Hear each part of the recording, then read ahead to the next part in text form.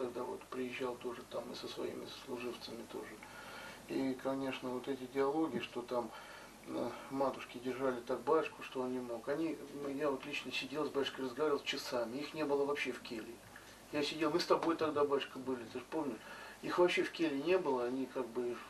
И если бы у батюшки какие-то притеснения были, то, естественно, он бы нам просто сказал, так сказать, своим чадам, что есть притеснения, там что-то, чего-то, мы всегда приезжали, спрашивали. Конечно, это какая-то нелепица, просто в голове не укладывается все вот эти...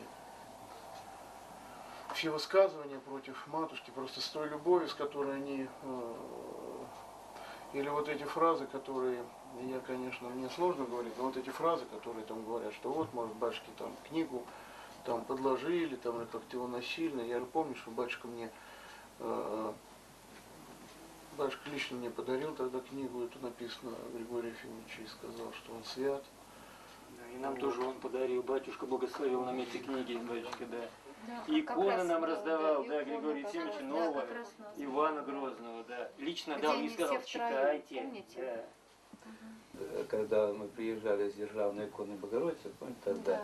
Да. И вот батюшка всех тогда, кто приехал, он всех иконы царевича и Григория Ефимовича. И одному человеку, к примеру, он дает это, Григория Ефимовича, а потом раз и взял, нет, говорит, там выпивают, курят, нет. И вот в руки такому, значит, как бы сам не дал, чтобы вот не было, потому что вот святое должно вот в святых руках, ну, достойных рук. Ну, те, кто действительно понимает, ценят, любят. Мы, помню, разговаривали с матушкой о чем-то, а батюшка взял эту книгу про Григория Ефимовича и вот так листает, как читает, а мы что-то между собой разговариваем. А потом он говорит, какая книга, читайте, как правильно написано. И смотрит прямо в глаза, как дошло, нет, как, вот, и смотрится, вот ведь читайте, как правильно все написано. Вот это именно книга про Григория Ефимовича. И потом он вот нам это благословил, подарил вот эти книги. Ну вот отец Рафаил сказал, батюшка, что он его благословлял архиерейский, да? И со мной было тоже такое, что мы причащались все, привезли запасные, не запасные, а дары, привез отец Валерьян, мы все причащались, и отец Николай, зная, что я иеромонах, он меня причастил Соложицы. Ну, я, конечно, причастился, а причастить иеромонаха, ну, священника, может только архиерей, то есть... Вот есть такое свидетельство. Да, постоянно батюшка так причащал игуменов. Да, вот такое было. Но своими действиями он показывал, каким должен быть вот монах. Да. Например, когда мы причастились, у меня всегда такое, что ссылаясь, оправдывая себя болезнью, я кушал после причастия. Вот. А здесь мы сидели долго и ничего не вкушали. И уже, надо сказать, уже хотелось кушать, и это самое, да. И долго это было уже. А отец Николай ничего, ни крошечки не вкушал, то есть после причастия. И я для себя это понял, что не надо ничего вкушать. Вот. И только потом, уже через какое-то время, уже когда полностью доливали, он уже там сам сказал, чтобы нам чаю. Да, мы попили чаю. И да, чаю только, то есть ничего там не вкушали. Не просто попить чай. Да, попить чаю, мы все попили чай. Я для себя отметил, думаю, вот так нужно. Потом и в отношении ИНН.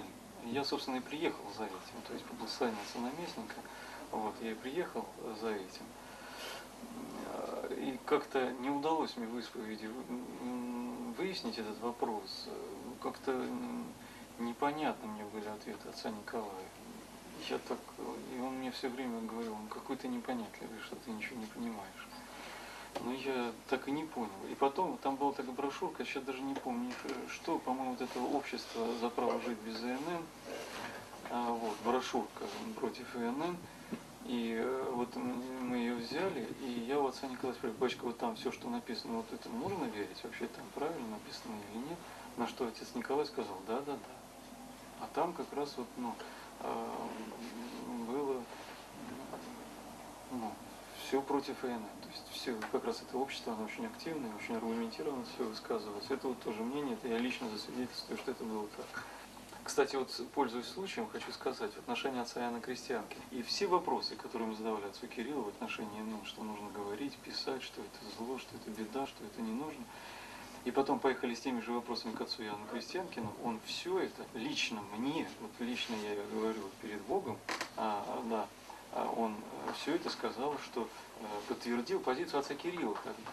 И поэтому было странно, когда отец Тихон Шевкунов, ну, все вот это вот как-то, это было настолько, ну, непонятно. Вот. А вообще отец Иоанн лично сказал, что да, надо писать, да, надо, ну, разъяснять, что и это не годится, это беда. То есть вот все, что мы говорили о чем с отцом Кириллом, он все это подтвердил в личной беседе. Я тут же после беседы с отцом Иоанном все это законспектировал, и потом отцу наместнику все рассказал. Да, и в отношении вот братьев наших убиенных тоже. Ты спросил у него, будут ли прославлены братья? И он сказал, да, будут прославлены, только, говорит, не спешите. Вот он как-то так сказал, правильно? Да.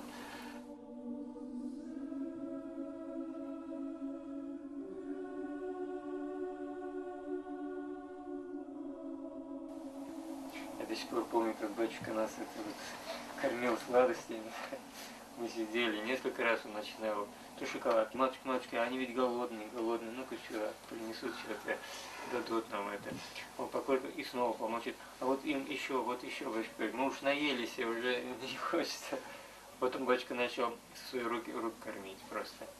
Открой рот, и вот как типа, птичек так раз, и раз покормит. Ну, взять нет, только с моей руки.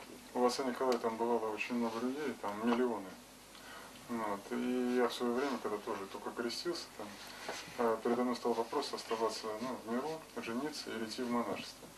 Но мне как бы, ну, чисто из-за того, что я видно воцерковался, то есть меня вообще, то есть это как бы то, что я читал в книгах там о святых, то есть я, конечно же, хотел это увидеть как бы, ну, в реальной жизни.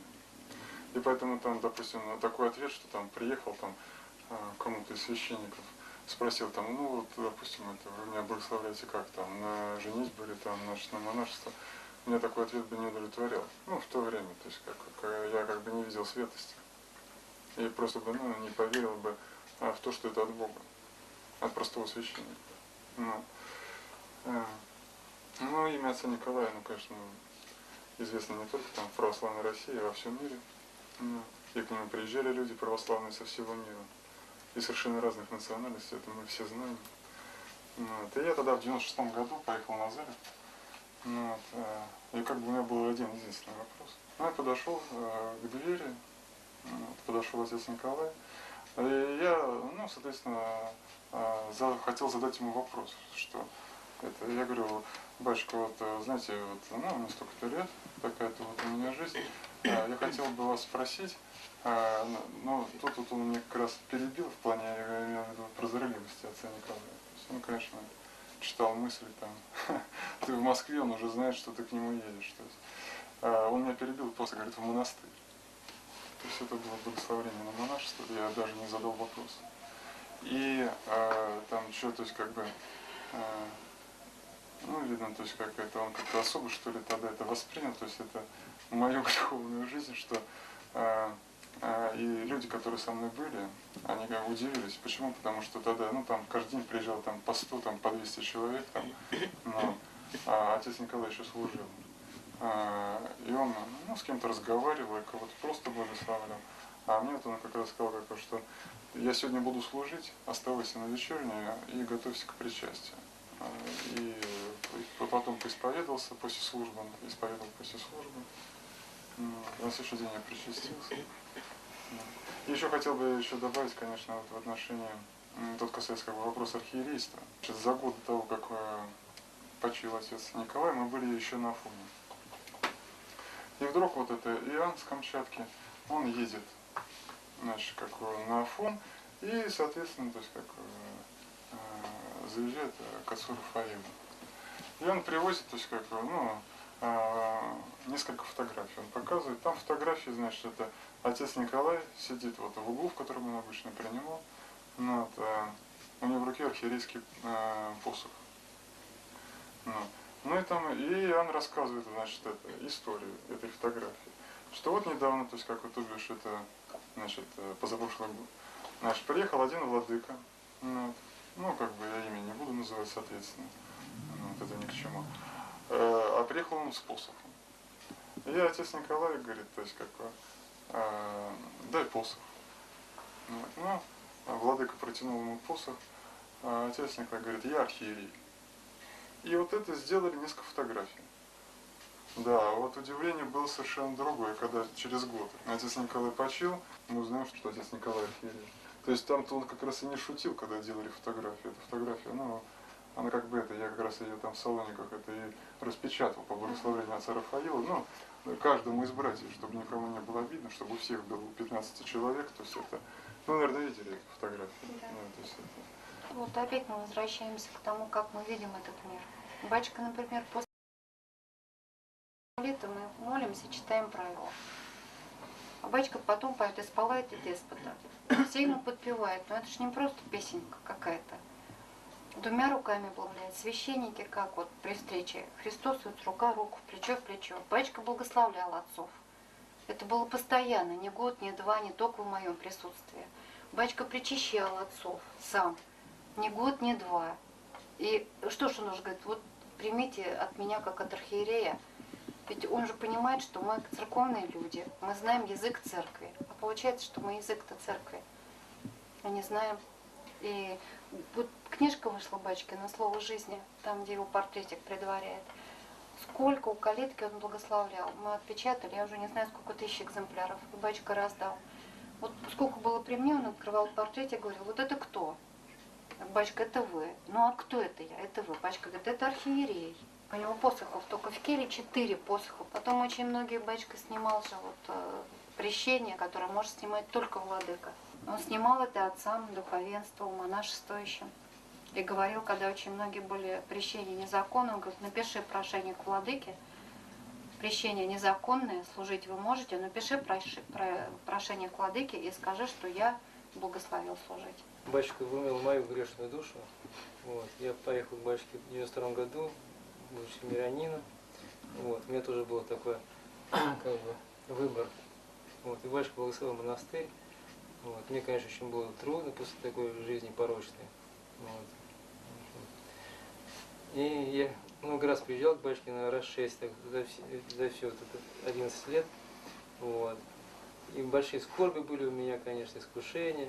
И вот батюшка мне один раз являлся в полном облачении, даже во сне. Вот.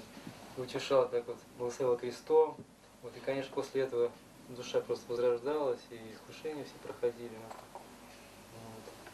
И он всегда призывал, вот когда начинаешь как батюшку вспоминать в скорбях, и он всегда призывал, к себе звал. Вот. Я на себе чувствовал всегда, приедешь к нему, ну у тебя все будет хорошо, я тебе маслица помажу. И уезжаешь от него, конечно, окрыленный. Потом у нас схимница одна была, ну не схимница, а монахиня, больная раком, ну, знакомая. И вот братья приезжала, спрашивала, батюшка, ну что, постригать ее схиму? Он говорит, да, постригайте, говорит, она еще полгодика поживет. И вот ровно через полгода она отошла миру.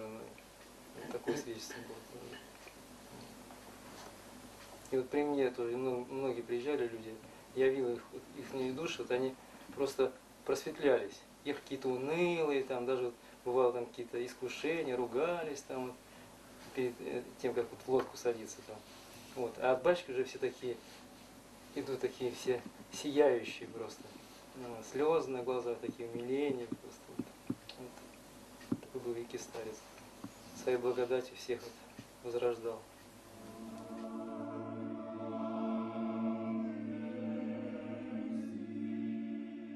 Я недавно вернулся из Иерусалима, уже навсегда вот, в Отечество родное.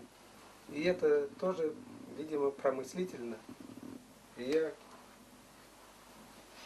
думаю, что по молитвам вот, царства Николая, вот, и я уверен, что он уже